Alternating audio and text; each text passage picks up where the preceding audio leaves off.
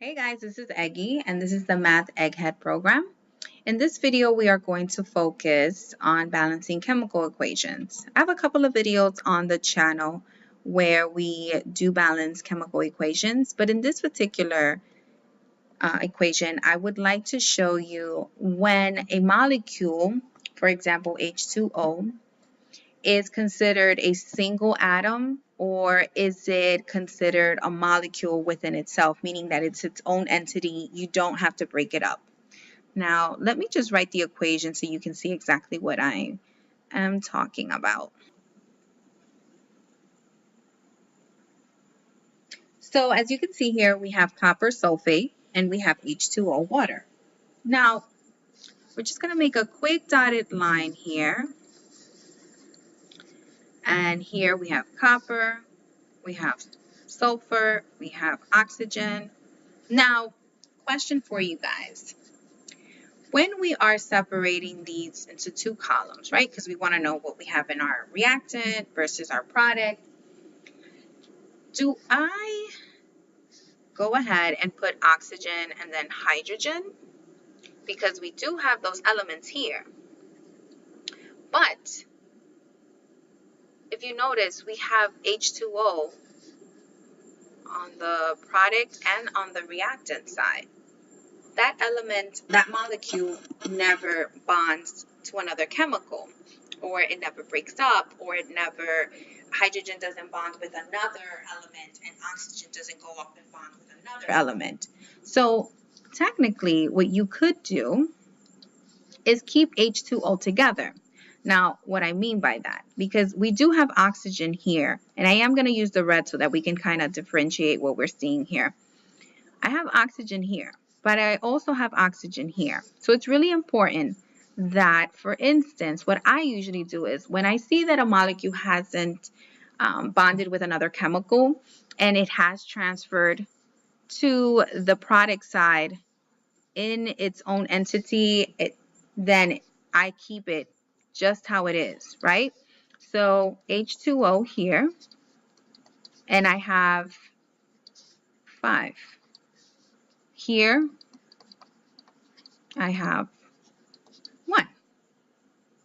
1 molecule of H2O, 5 molecules of H2 on this side, right? So copper, I have 1. Sulfur, I have 1. Oxygen, I have 4. Because remember, I don't count this oxygen. This oxygen belongs to H2O. So I have 4 oxygen. Here, I have 1 copper, 1 sulfur, 1 oxygen. Excuse me, 4 oxygen. So visually, when you first see this chemical equation, you would think that it is difficult, but it's not, because the only thing we were technically looking at are the coefficients. And here, the only different coefficients from the product side to the reactant side is H2O. And as you can see, you did not have to consider hydrogen and oxygen as separate molecules, because H2O never breaks, never bonds with something else.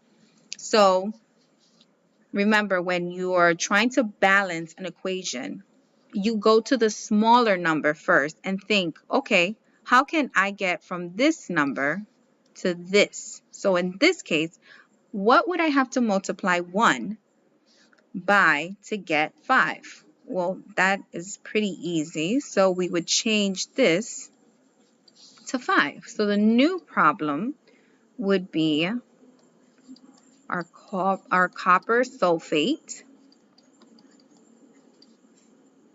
and our water, and again our copper sulfate, and that is balanced. I hope this video was helpful in balancing equations. Feel free to always leave a comment. Please like the video and subscribe. Feel free to share this video. And I do want to go ahead and show you my Patreon page. If you look above, I did go ahead and add the link so that you guys can visually see it on the actual screen. And let me just go ahead and show you real quick what my page looks like. All right, guys, so as you can see on my page, we go ahead and have plenty of videos, including anything that has college algebra, general chemistry, and any topic that you would like to see me discuss. And I do include a lot of videos on my page, and just feel free to always go ahead and subscribe. And if you do want to see a specific topic mentioned or a YouTube video dedicated to a specific math problem or chemistry problem you would like for us to solve, go ahead and send that in and we'll be more than happy to help, okay? And enjoy your day. See you on the next video.